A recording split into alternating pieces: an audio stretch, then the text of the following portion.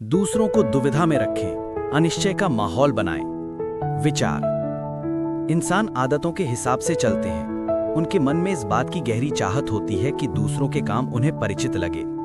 आपके लीक पर चलते रहने से उन्हें यह एहसास होता है कि वे नियंत्रण में हैं। पासों को पलट दें, जानबूझकर अनप्रत्याशित काम करें।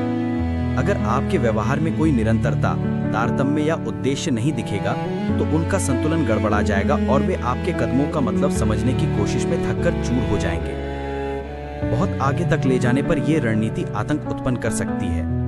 अचानक, अकस्मात या अनसोची चीज सबसे डरावनी होती है। इसीलिए हम भूकंपों और तूफानों से डरते हैं। हमें यह पता नहीं होता है कि वे कब आएंगे। जब एक भूकंप आ जाता है तो हम अगले भूकंप का दहशत से इंतजार करते हैं। अप्रत्याशित मानवीय व्यवहार का हम पर इसी तरह का प्रभाव पड़ता है।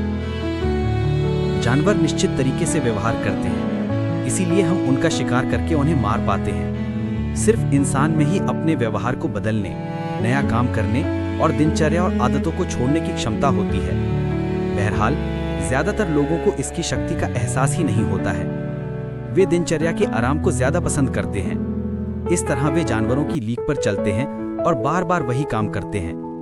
वे ऐसा इसलिए करते हैं क्योंकि इसमें कोशिश नहीं करनी पड़ती है, और इसलिए भी क्योंकि वे गलती से ये मान लेते हैं कि अगर वे दूसरों को विचलित नहीं करेंगे तो दूसरे भी उन्हें विचलित नहीं करेंगे। ये बात समझ लें, शक्तिशाली व्यक्ति जानबूझकर अपने आसपास के लोगों को विचलित करके भय उत्पन्न करता है और पहल करने की शक्ति अपने पास रखता है। कई बार तो बिना चेतावनी के वार करना पड़ता है ताकि बिना उम्मीद के हमला होने पर लोग थर्रा जाएं।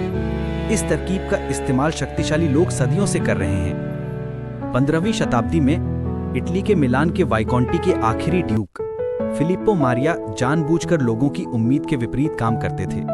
उदाहरण के लिए, वे अचानक किसी दरबारी पर ध्यान देने लगते थे, और जब वे पदोन्नति की उम्मीद करता था तो वे उसे दुत्कारने लगते थे। दुविधाग्रस्त होकर वह आदमी दरबार से चला जाता था, लेकिन तभी ड्यूक उसे अचानक वापस बुलवा लेते थे और उससे दोबारा अच्छा व्यवहार करने लगते थे। अब वे दरबारी और भी दुविधा में पड़ जाता था। वो ये सोचने लगता था, शायद ड्यूक को ये भनक लग गई होगी कि वह पदोन्नति के बारे में सोच रहा है। दरबारी ये सोचने लगता था कि शायद ड्यूक को ये बात बुरी लगी होगी, इसलिए वे इस तरह से व्यवहार करने लगता था जैसे उसे पदोन्नति की आशा ही ना हो। ये देखकर ड्यूक उसे महत्वाकांक्षा की कमी के लिए फटकारता था और अपने से दूर कर देता था। ड्यूक फिलिप्पो के साथ तालमेल बैठाने का रहस्य सीधा सा था। ये अनुमान लगाने का जोखिम न लें कि वो क्या चाहता है। ये अनुमान लगाने की कोशिश न करें कि वो किस चीज से खुश होता है। अपनी इच्छा बताएं ना, सिर्फ उसकी इच्छा के सामने समर्पण कर दें, फिर इंतजार करें। इस तरह से ड्यूक ने दुविधा और अनिश्चितता उत्पन्न करके बिना किसी चुनौती की और पूरी शांति के साथ राज्य किया था। लोग हमेशा आपके कार्यों के पीछे छिपे उद्देश्यों को समझने की कोशिश करते हैं ताकि आपके खिलाफ रणनीति बनाई जा सके। इसीलिए बिल्कुल अप्रत्याशित कदम उठाएं और उन्हें सुरक्षात्मक होने पर मजबूर कर दें।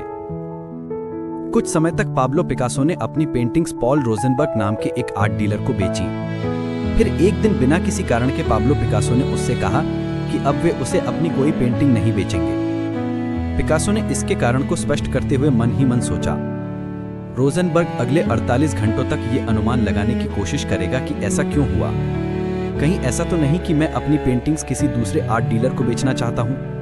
मैं अपना काम करता रहूंगा और चैन की नींद सोऊंगा, जबकि रोजनबर्ग हर पल चिंता करता रहेगा।